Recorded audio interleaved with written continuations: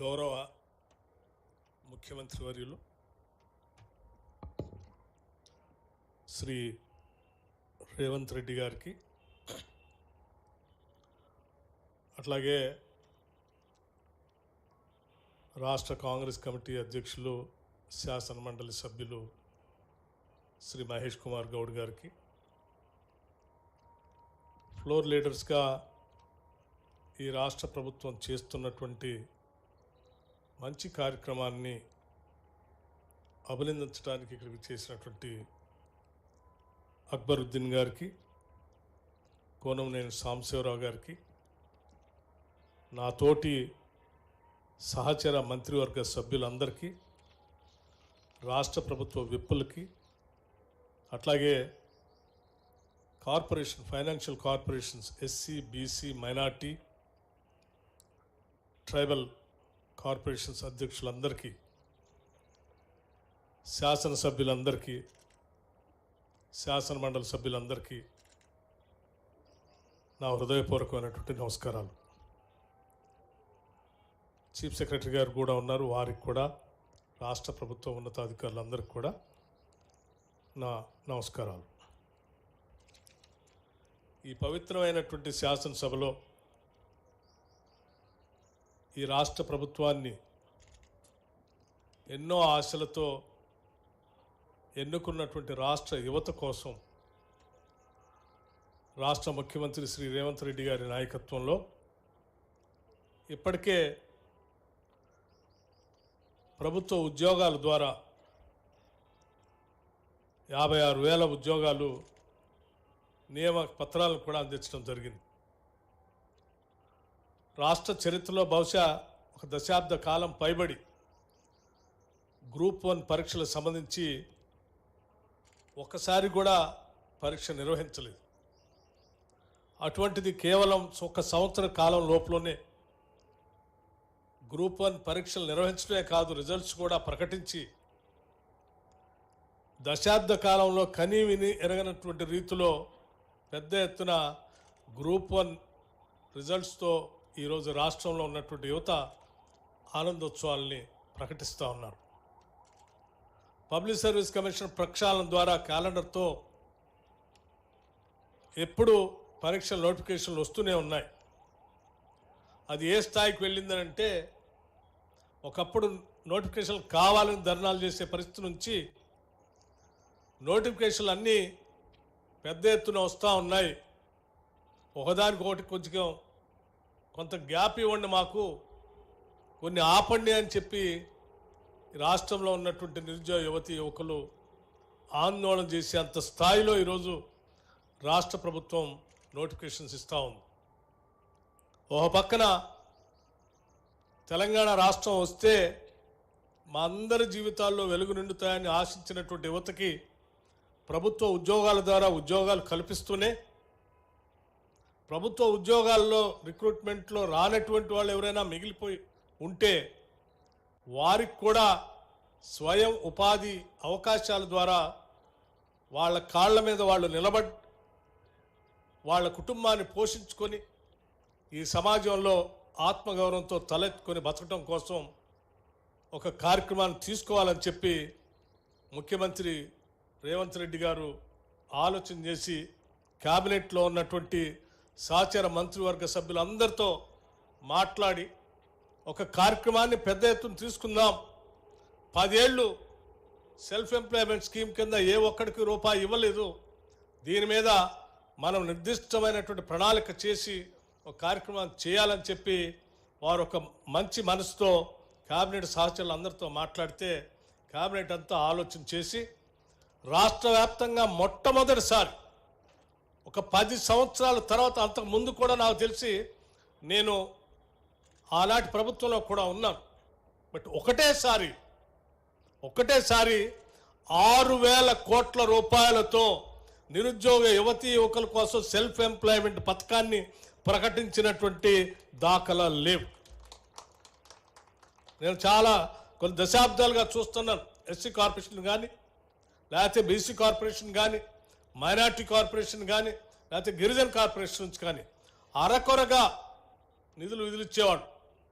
కానీ రాష్ట్ర ప్రభుత్వం ఏర్పడిన తర్వాత, ప్రత్యేక రాష్ట్రం ఏర్పడిన తర్వాత ఆనాడు ఉన్నటువంటి కాంగ్రెస్ ప్రభుత్వం తీసుకొచ్చినటువంటి ఎస్సీ ఎస్టీ సప్లాన్ సంబంధించి నిధులను కూడా వినియోగించకుండా పూర్తిగా గాలికి వదిలేసి ఎటువంటి కార్యక్రమాలు చేయకుండా వదిలేస్తే ఈరోజు ఇందిరమ్మ ప్రభుత్వం పెద్ద మనసుతో నిరుద్యోగ యువతీ యువకుల కోసం ఈ కార్యక్రమాన్ని చేపట్టడం నిజంగా ఈ పవిత్రమైన శాసనసభ ప్రాంగణంలో ఉన్నటువంటి శాసనసభ్యులు మనందరం నిజంగా గర్వించదగినటువంటి రోజు, సంతోషించదగిన రోజు. వాళ్ళందరికీ మనం మనస్ఫూర్తిగా ఇక్కడ నుంచి న్యాయం చేస్తున్నందుకు మనం అందరం నిజంగా ఈరోజు ఈ ప్రజలకు న్యాయం చేస్తున్నట్టుగానే భావించాలి. మిత్రులందరికీ ఈ సందర్భంగానే మనం చేసి, గతంలో కార్పొరేషన్ల ద్వారా ఏదో స్కీమ్స్ అనౌన్స్ చేసి వదిలేసేటువంటి ప్రక్రియ కాకుండా చాలా పకడ్బందీగా ముందుగానే క్యాలెండర్ను ప్రకటించాలి. ఆ క్యాలెండర్ ద్వారా తూచా తప్పకుండా ప్రకటించామని అంటే దాన్ని అమలు చేసేటట్టుగా మీ నిర్ణయాలు ఉండాలని చెప్పి ప్రత్యేకంగా నన్ను మరీ పిలిపించి ఆర్థిక శాఖ చూస్తున్న నాకు ముఖ్యమంత్రిగా చాలా స్పష్టంగా చెప్పారు. ఆ చెప్పిన తర్వాతనే చెప్పే ప్రతి పని మనం చేయడానికి అవకాశం ఉంటేనే చేద్దామని చెప్పి ఎంతవరకు చేయగలమో అంతవరకు ఆలోచన చేసి ఈ రోజు నుంచి, నిన్న నోటిఫికేషన్ ఇచ్చే డేట్ నుంచి మొదలు పెడితే, అప్లికేషన్ సబ్మిట్ చేసే డేట్ నుంచి మొదలు పెడితే చివరికి శాంక్షన్ ఇచ్చేటువంటి డేట్ను కూడా ముందే మీరు ప్రకటించాలని వారు చెప్పినప్పుడు అన్ని శాఖలతో సమన్వయం చేసుకొని ఆ డేట్స్ అన్నిటిని కూడా ప్రకటించాం. ఇవాళ ప్రకటించినట్టుగానే ఒక్క రోజు కూడా డివేట్ కాకుండా ఏ డేట్ నుంచి అయితే నోటిఫికేషన్ ఇద్దాం అనుకున్నామో ఆ డేట్ రోజు నిన్న నోటిఫికేషన్ ఇచ్చాం. ఈరోజు అప్లికేషన్ లాంచ్ చేయాలని చెప్పి కరాఖండిగా అన్నారు. ఈరోజు లాంచ్ చేస్తూ ఉన్నాం. ఈ రోజు నుంచి మండల్ కార్యాలయాల్లో ఆయా ప్రాంతాల్లో ఉన్నటువంటి నిరుద్యోగ యువతీ యువకులందరూ కూడా 50,000 నుంచి మొదలు పెడితే 4 లక్షల వరకు ఈ స్వయం ఉపాధి అవకాశం కింద వారి వారి అర్హతలను బట్టి, వారి అవసరాలను బట్టి అక్కడ అప్లికేషన్ సబ్మిట్ చేసుకోవడానికి కావాల్సిన వ్యవస్థను ఏర్పాటు చేశాం. ఆన్లైన్ పోర్టల్లో అప్లికేషన్ డౌన్లోడ్ చేసుకోవచ్చు. చేసుకున్న అప్లికేషన్ మన మండల కార్యాలయంలో ప్రజాపాలన అధికారి, మనం ప్రజాపాలన సంబంధించినటువంటి కార్యక్రమాలను నిర్వహించడం కోసం ఒక వ్యవస్థను మండల ఆఫీసులో ఏర్పాటు చేశాం. ఆ వ్యవస్థ దగ్గరకు వచ్చి ఫిజికల్గా ఎవరెవరైతే ఈ స్వయం ఉపాధి అవకాశాలు పొందాలనుకుంటున్నారో వాళ్ళంతా అప్లికేషన్ తీసుకొని వచ్చి మండల కార్యాలయంలో సబ్మిట్ చేస్తే ఆ మండల కార్యాలయంలో ఉన్నటువంటి అధికారులంతా కూడా సమీక్షించి వాటన్నిటిని స్క్రూటినీ చేసి జిల్లా అధికారులకు పంపిస్తారు.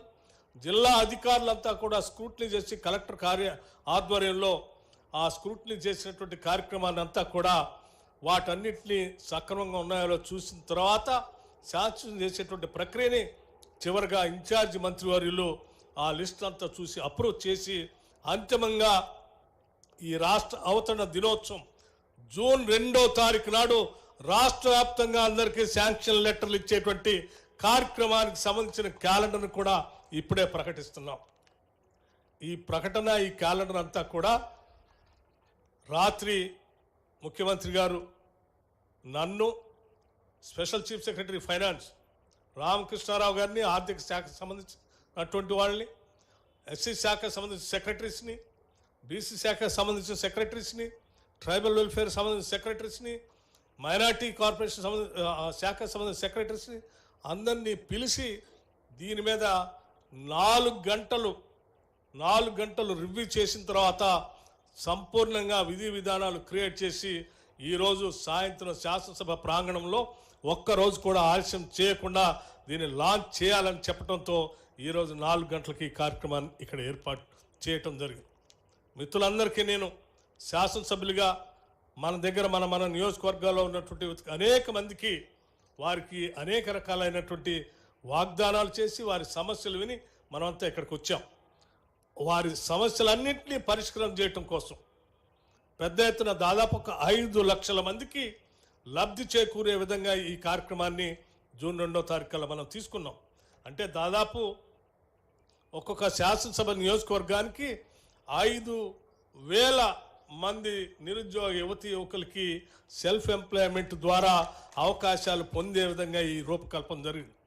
అంటే ఒక్కొక్క మండలానికి అండ్ యావరేజ్ శాసనసభ నియోజకవర్గానికి 5 మండలాలు ఉంటే ఒక్కొక్క మండలానికి 1000 మంది నిరుద్యోగ యువకులకి మనం న్యాయం చేయగలిగేటువంటి పరిస్థితి మనకి ఇందిరమ్మ రాజ్యం కాంగ్రెస్ ప్రభుత్వం మనందరికి కల్పించింది. కాబట్టి స్నేహితులందరికీ నేను చెప్తా ఉన్నాను, దీన్ని విరివిగా పెద్ద ఎత్తున ప్రజల సమక్షంలో తీసుకుని వెళ్ళి ఈ కార్యక్రమం చేయవలసిందిగా, ప్రజల చేరువ కావాల్సిందిగా, వాళ్ళందరికీ అందించవలసిందిగా మీ అందరినీ కోరుతూ, ఈ కార్యక్రమం నిత్యం ఈ ఆర్థిక శాఖ, ఈ సంక్షేమ శాఖలు, ముఖ్యమంత్రి గారు వీటిని నిత్యం మానిటర్ చేస్తూనే ఉంటాయి.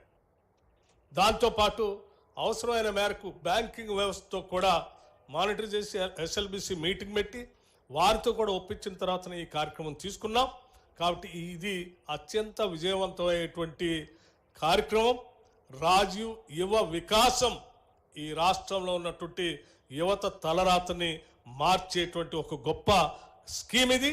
ఈ స్కీమ్ని పెద్ద ఎత్తున ప్రజల్లోకి తీసుకొని వెళ్ళవలసిందిగా మీ అందరు కోరుతూ, ఇటువంటి మహత్తర కార్యక్రమం చేయటానికి అవకాశం కల్పించినటువంటి కాంగ్రెస్ పార్టీకి, ముఖ్యమంత్రి గారికి, మన నాయకత్వానికి అందరికి కూడా నేను హృదయపూర్వకంగా ధన్యవాదాలు తెలియజేసుకుంటూ ముగిస్తా ఉన్నాను. I wish you all the best. Thank you very much. ధన్యవాదాలు సార్. తెలంగాణ యువత కోసం